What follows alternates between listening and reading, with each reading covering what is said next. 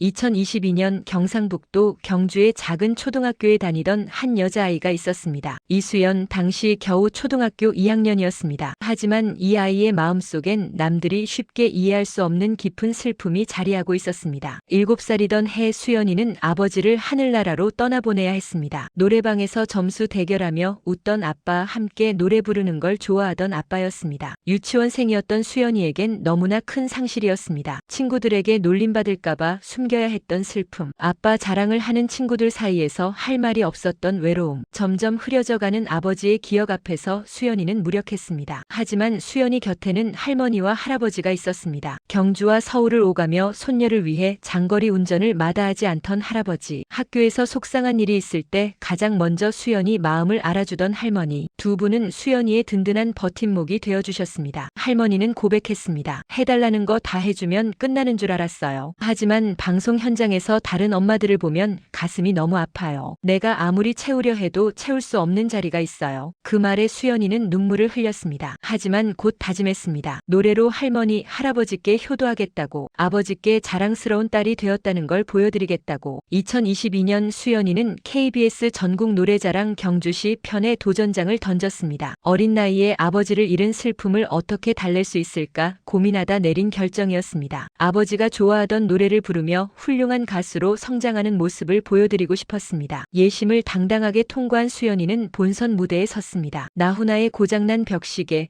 송소희의 배 띄워라를 열창했습니다. 초등학교 2학년의 나이가 믿기지 않는 가창력이었습니다. 결과는 최우수상이었습니다. 하지만 수연이의 진짜 도전은 이제부터였습니다. 2023년 설 특집 전국 노래자랑에서 김태곤의 망부석을 부르며 또 한 번 주목받았습니다. 방송계의 이름이 알려지기 시작했고 팬클럽도 생겼습니다. 2024년 수연이는 TV조선 미스트롯3 무대에 올랐습니다. 첫 무대곡은 울 아버지였습니다. 돌아가신 아버지를 향한 그리움을 담은 노래였습니다. 수연이는 눈물을 참으며 노래했습니다. 오라트를 받고 아버지께 자랑하고 싶었기 때문입니다. 심사위원들의 하트가 하나둘 켜졌습니다. 오라트였습니다. 어린 소녀의 진심이 모든 이의 마음을 움직인 순간이었습니다. 수연이는 2라운드까지 진출했지만 아쉽게 탈락했습니다. 하지만 이미 대한민국은 수연이를 기억하고 있었습니다. 국민 손녀라는 별명이 붙었습니다. 2024년 5월 웬만한 실력으로는 설 수 없는 KBS 가요 무대에 섰습니다. 진성의 기도합니다를 열창했습니다. 초등학교 4학년이 가요 무대에 선다는 것 자체가 놀라운 일이었습니다. 그 같은 해 11월 마침내 정식 데뷔 앨범을 발매했습니다. 타이틀곡은 놀아보세와 할매국시, 전통 국악과 현대 트로트가 만난 신선한 곡이었습니다. 할아버지는 신나는 놀아보세를 좋아하셨고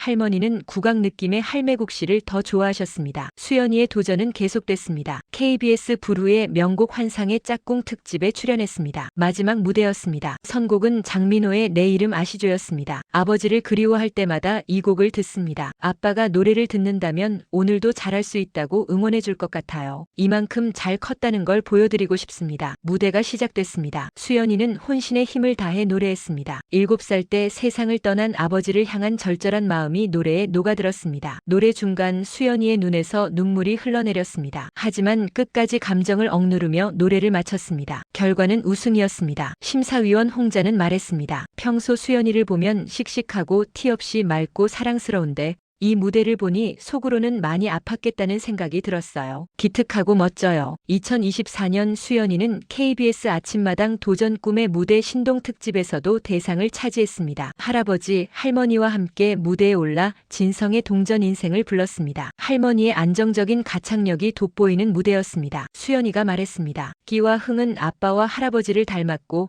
노래 실력은 할머니를 닮았어요. 2025년 수연이는 KBS 공부와 놀부의 MC로 발탁됐습니다. 강호동, 김호영과 함께 진행하는 퀴즈 예능이었습니다. 가수를 넘어 예능인으로도 영역을 넓혀가고 있었습니다. 같은 해 7월 수연이는 경주시 홍보대사로 위촉됐습니다. 2년간 고향 경주의 역사와 문화를 알리는 역할을 맡게 된 것입니다. 초등학교 4학년 나이에 이룬 놀라운 성과였습니다. 수연이의 롤모델은 대선배 트로트 가수 홍지윤입니다. 홍지윤의 노래를 좋아하여 자주 부른다고 합니다. 언젠가 홍지윤처럼 훌륭한 가수가 되어 할아버지, 할머니께 효도하는 것이 수연이의 꿈입니다. 수연이는 고백합니다. 아빠 하면 생각나는 장면이 점점 없어져요. 기억이 사라져가요. 친구들이 아빠 자랑할 때면 저는 할 말이 없어요. 하지만 수연이는 포기하지 않습니다. 노래 안에서 아버지를 만납니다. 무대 위에서 아버지께 자랑스러운 딸이 되었다고 말합니다. 할머니는 말씀하십니다. 수연이가 해달라는 건 다 해주려고 해요. 하지만 채울 수 없는 자리가 있어요. 늘 미안한 마음뿐이에요. 수연이는 대답합니다. 할아버지는 제가 심심하다고 하면 잘 놀아주려고 노력하시고 할머니는 학교에서 속상한 일이 있을 때